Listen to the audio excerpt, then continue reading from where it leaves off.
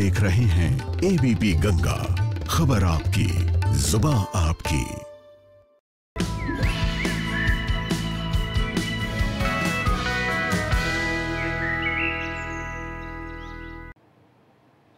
Break के बाद आप सभी का स्वागत है और अब आपको देंगे कोरोना का अपडेट। उत्तर प्रदेश में बीते 24 घंटों के भीतर 112 नए कोरोना के पॉजिटिव मरीज मिले हैं। 3,664 कोरोना संक्रमित हो गए हैं उत्तर प्रदेश में। इसमें 1709 एक्टिव केसेस हैं और सिर्फ 5 जिलों में ही प्रदेश के आधे कोरोना के केसेस हैं। सिर्फ 5 जिलों में। जालौन में 6 नए केस अब मिले हैं, सभी मेडिकल स्टाफ के बताए जा रहे हैं। बिजनौर पुलिस लाइन में कोरोना पॉजिटिव केस मिला है, तो नए पॉजिटिव केसेस भी मिल रहे हैं। जालौन से और बिजनौर से नए पॉजिटिव केस मिले हैं, लेकिन सबसे ज्यादा चिंताजनक स्थिति है 5 जिलों की। तो जो 5 जिले हैं जहां पर आधे केसेस हैं कोरोना के, उसमें आगरा भी, और आगरा में 12 और केसेस मिल गए। 12 नए मामले सामने आए हैं। 12 नए मामलों के साथ आंकड़ा 800 के पार चला गया है। 25 मरीजों की अब तक मौत हो गई है, जबकि 369 मरीज ठीक हुए हैं। एसएन मेडिकल कॉलेज में फेरबदल किया गया है। आगरा में योगी की टीम ने रणनीति बनाई है और 12 केसेस और आ गए हैं। आंकड़ा 800 को पार कर चुका है। ये चिंताजनक स्थिति है। आगरा में 800 केसेस हैं, 3600 केसेस कुल है, 3664, और उसमें से 800 केसेस सिर्फ आगरा से हैं। नितिन उपाध्याय हमारे संवाददाता और ज्यादा जानकारी के साथ जुड़ गए आगरा से। नितिन, 800 पार कर चुका है आंकड़ा। जो नए केसेस आए हैं उनके बारे में बताइए, और साथ ही साथ योगी की जो टीम है वो उसने क्या रणनीति बनाई है?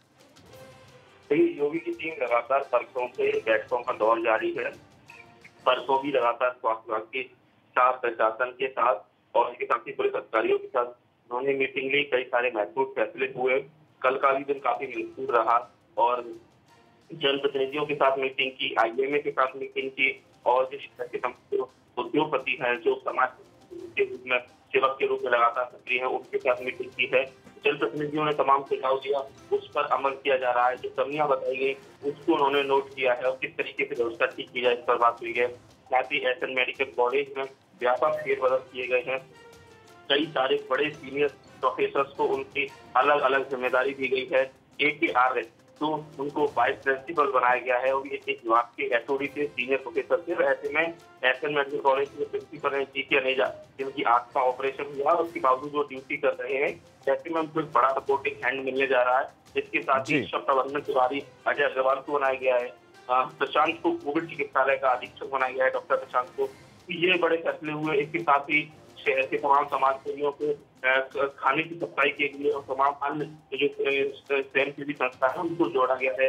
कोई PPE किट दे रहा है, बात हुई है। इसके साथ ही पूर्ण डाबर आगरा के बड़े समाज सेवी और बड़े स्टूडेंट हैं, वो अब सप्लाई करेंगे। एसएन मेडिकल कॉलेज में खाने पीने की व्यवस्था वो करेंगे, यानी प्राइवेट लोग, यानी कि बदलाव किए गए हैं। नितिन, आपका इस तमाम जानकारी के लिए धन्यवाद। तो आंकड़ा 800 के बेहद करीब है, 800 के पास है, और चिंताजनक बात यह है कि केसेस नहीं रुक रहे हैं। बहरहाल जो सीएम योगी की नई टीम है जो भेजी गई आगरा, उसने स्थिति को नियंत्रित करने के लिए कई बदलाव किए हैं।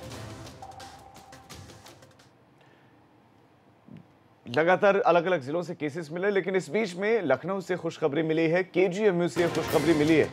यहां पर 2 दिन के अंदर कोरोना के 10 मरीज ठीक होकर डिस्चार्ज हो गए। लगातार 2 बार उनकी रिपोर्ट नेगेटिव आने के बाद उन्हें घर भेज दिया गया है, जिसमें 2 गर्भवती महिलाएं भी शामिल हैं।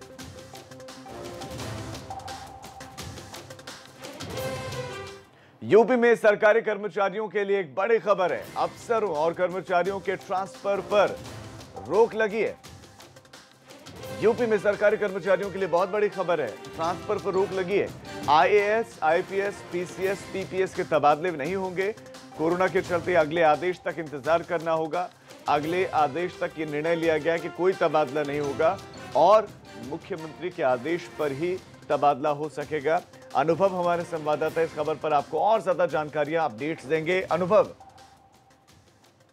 देखिए बिल्कुल राजू, वैसे तो ये मई का महीना चल रहा है और ये जो है ट्रांसफर पॉलिसी के तहत इस महीने में ट्रांसफर होते थे, लेकिन जिस तरीके से कोरोना काल चल रहा है, लॉकडाउन चल रहा है और तमाम जो चीजें हैं वो कहीं ना कहीं रुकी हुई है, तो ऐसे में उत्तर प्रदेश के जो मुख्य सचिव हैं आर के तिवारी, उन्होंने कल एक आदेश जारी किया, सभी विभागों को भेजा है और साफ तौर पर कहा है कि जो ट्रांसफर पॉलिसी है उस पर फिलहाल अभी उसके नियमों पर अभी रोक लगाई जाती है। अभी कोई भी ट्रांसफर नहीं होगा, यानी ना IAS का ट्रांसफर होगा, ना IPS का ट्रांसफर होगा, ना PPS अफसरों के ट्रांसफर होंगे, ना SPM के ट्रांसफर होंगे, ना JEE के ट्रांसफर होंगे। किसी भी तरह के कोई भी तबादले नहीं होंगे और इस पर रोक लगा दी गई है।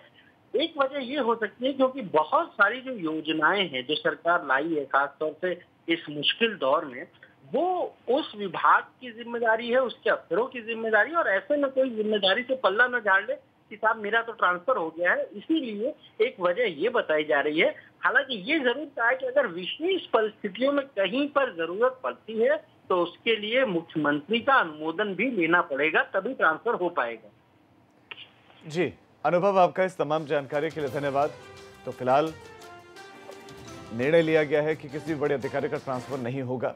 इस बीच में एक खबर प्रयागराज से भी मिल रही है। कोरोना संक्रमित महिला की डिलीवरी हुई है और SRN अस्पताल में महिला ने बच्चे को जन्म दिया है और नवजात पूरी तरह स्वस्थ बताया जा रहा है। ऑपरेशन के बाद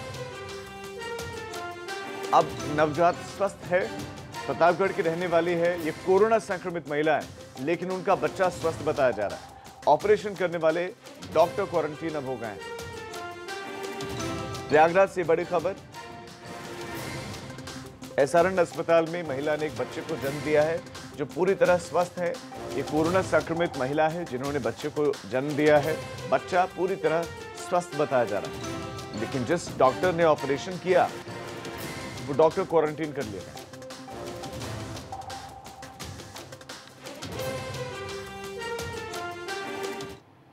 गाजियाबाद के लोगों के लिए खुशखबरी है। यहां पर DM ने लोगों को बड़ी राहत दी है। कई चीजों से पाबंदी हटाकर ये राहत दी गई है।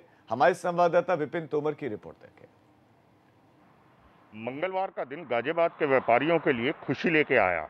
दरअसल इस दिन शाम को गाजियाबाद के जिला अधिकारी अजय शंकर पांडे ने उनको राहत भरी खबर दी। अब से पहले गाजियाबाद के ऐसे इलाके जो कंटेनमेंट जोन में नहीं आते थे, वहां दुकान या औद्योगिक इकाई खोलने के लिए परमिशन की जरूरत थी। मंगलवार से ये परमिशन की वैधता जिला अधिकारी ने खत्म कर दी। अब केवल उन्हें संबंधित अधिकारी को मेल पे सूचना देनी होगी, उसके बाद वो अपनी दुकान या औद्योगिक इकाई खोल सकते हैं। शर्त यही है कि ना तो वो कंटेनमेंट जोन में होनी चाहिए और ना वहाँ ऐसा ना हो कि सोशल डिस्टेंसिंग का पालन ना हो। इसके अलावा सरकारी कार्यालय भी खुलेंगे। शर्त यह है कि C और D ग्रुप के जो कर्मचारी हैं उनकी प्रेजेंट जो है वो 33% होगी। इसके अलावा जो टैक्सी और कैब चलने के लिए पहले उन्हें अनुमति चाहिए थी, अब वो अनुमति भी खत्म कर दी गई है। हालांकि टैक्सी में एक ड्राइवर के साथ सिर्फ 2 लोग रह सकते हैं और वो केवल जिले में ही चल सकती है। इसके अलावा जो फल और सब्जियों के लिए समय निर्धारित था दोपहर 2 बजे तक, वो दुकानें तब तक ही खुलेंगी।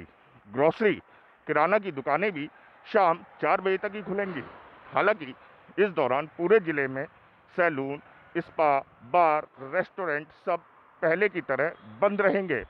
आबकारी यानी कि वाइन शॉप जो हैं वो भी पूर्ण तरह पहले की तरह खुलती रहेंगी। गाजियाबाद से विपिन तोमर, ABP गंगा। अब खबर जौनपुर से, जहां पर बदहाल व्यवस्था से नाराज बस चालकों और परिचालकों ने सवाल खड़े कर दिए हैं। गंभीर आरोप लगाते हुए बस स्टैंड पर जमकर नारेबाजी की। उनका आरोप था कि रोडवेज के ARM बसों में न तो साफ सफाई करवाने की जरूरत समझ रहे हैं, ना ही बसों को सैनिटाइज किया जा रहा है। इसके बाद नगर मजिस्ट्रेट ने उन्हें समझाकर व्यवस्था करवाई।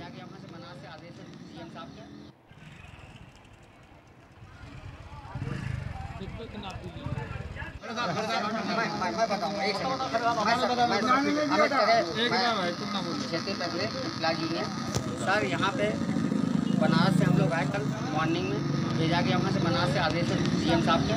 तो खराब व्यवस्था के खिलाफ खूब हल्ला बोला गया है। नाराज रोडवेज कर्मचारी परेशान हैं।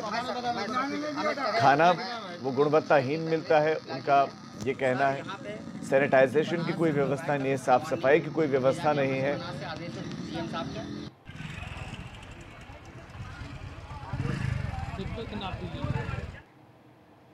अब बड़ी खबर मिल रही है लखनऊ से, यूपीपीसीएल घोटाले पर यह बड़ी खबर मिल रही है। अब डीएचएफएल के अधिकारियों से सीबीआई पूछताछ करेगी। लखनऊ यूपीपीसीएल घोटाले पर यह बहुत बड़ी खबर। अब डीएचएफएल के अफसरों से सीबीआई करेगी पूछताछ। लॉकडाउन खत्म होने के बाद यह पूछताछ होगी। डीएचएफएल के अधिकारियों से पूछताछ होगी। पीएफ के हजारों करोड़ निवेश किए गए डीएचएफएल कंपनी में, और निवेश वाली इस कंपनी के अफसरों से भी पूछताछ अब होगी। डीएचएफएल वही कंपनी जिसमें निवेश किया गया करोड़ों पैसा, और अब सीबीआई मामले की चूंकि जांच कर रहे हैं, तो अब इससे पहले भी कई अधिकारियों से बातचीत पूछताछ हुई है। संतोष हमारे संवाददाता इस खबर पर और ज्यादा जानकारी के साथ जुड़ गए। संतोष, बताएं दर्शकों को कि पूछताछ कब होगी डीएचएफएल के अधिकारियों के साथ?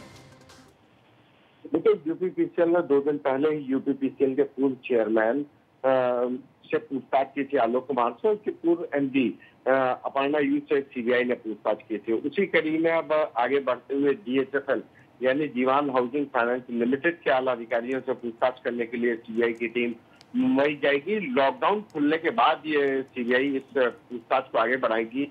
6 टीमें पहले से गठित कर दी गई है। यही 6 टीमें डीएचएफएल में जो निवेश किया गया, क्योंकि बड़ा निवेश था, हजारों करोड़ का था, लिहाजा पूरी फाइनेंस कंपनी के बड़े अधिकारियों के द्वारा ही ये निर्णय लिया गया होगा। लिहाजा किन शर्तों पे ये निर्णय लिया गया, किसके द्वारा बात की गई, ये तमाम बातों को जानने के लिए अब सीबीआई डीएचएफएल के अधिकारियों से ये पूछताछ करने जा रही है। ये लॉकडाउन खुलते ही मुंबई टीम रवाना होने के बाद सीबीआई अब इनसे पूछताछ करेगी। जी संतोष, आपका इस तमाम जानकारी के लिए धन्यवाद।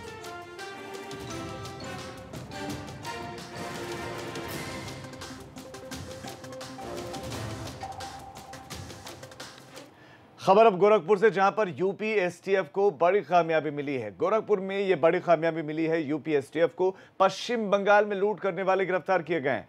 ज्वेलरी शॉप में लूट की वारदात को अंजाम देने वाले ये गिरफ्तारी इनकी हुई है। एसटीएफ को बड़ी कामयाबी मिली है गोरखपुर में।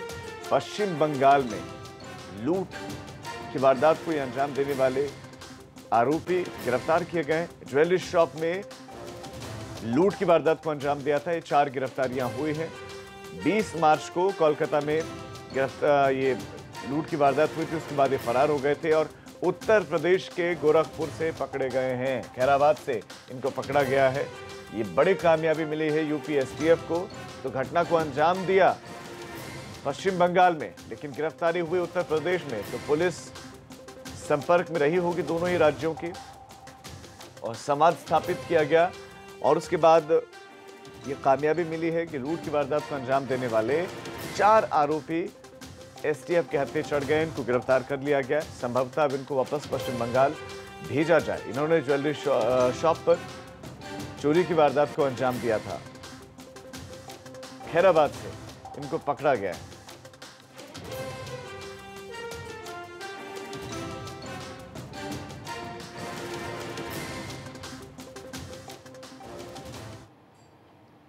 एक और बड़ी खबर मिल रही है लखनऊ से। लखनऊ में कोविड-19 पर इंटरनेशनल वेबिनार एकेटीयू ने यह कार्यक्रम करवाया है। इस कार्यक्रम का आयोजन किया है। राज्यपाल आनंदीबेन ने इस कार्यक्रम का शुभारंभ किया है। ये वेबिनार है, इंटरनेशनल वेबिनार कोविड-19 को लेकर एकेटीयू ने इस कार्यक्रम का आयोजित किया है। कोविड-19 पर है इंटरनेशनल वेबिनार, और एकेटीयू ने इसका आयोजन किया है। शैलेश अरोड़ा हमारे संवाददाता इस खबर पर और ज्यादा जानकारी के साथ जुड़ गए। शैलेश, ये वेबिनार में किस तरह की चर्चा होगी कोविड-19 पर? कौन कौन जुड़ेगा?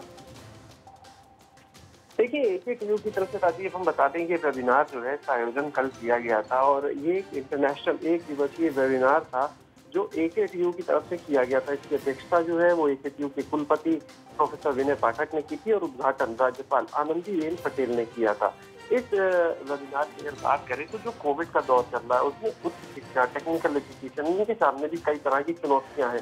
तो इन चुनौतियों को लेकर कल बात की गई इसमें, जिसमें विदेशों से भी कई अलग अलग देशों की यूनिवर्सिटी के प्रोफेसर भी जुड़े थे, और इसमें चर्चा हुई कि किस तरह से आज, चाहे बात हो ऑनलाइन एजुकेशन की, चाहे बात हो आज रिसर्च को लेकर, चाहे आज बात हो कि कोविड का जो दौर चल रहा है उसमें कैसे जी रिसर्च सर। को बढ़ावा दिया जाएगा, नए आयाम जो हो सकते हैं एजुकेशन सेक्टर में वो कैसे, क्योंकि ठीक है, लॉकडाउन यानी कि में चिंतन मंथन इस पर होगा। शैलेश, आपका इस तमाम जानकारी के लिए धन्यवाद। चलिए फिलहाल रुकना एक छोटे से ब्रेक के लिए। हॉस्पिटल में एडमिट हुए नहीं कि बिल का मीटर चालू, और ये मीटर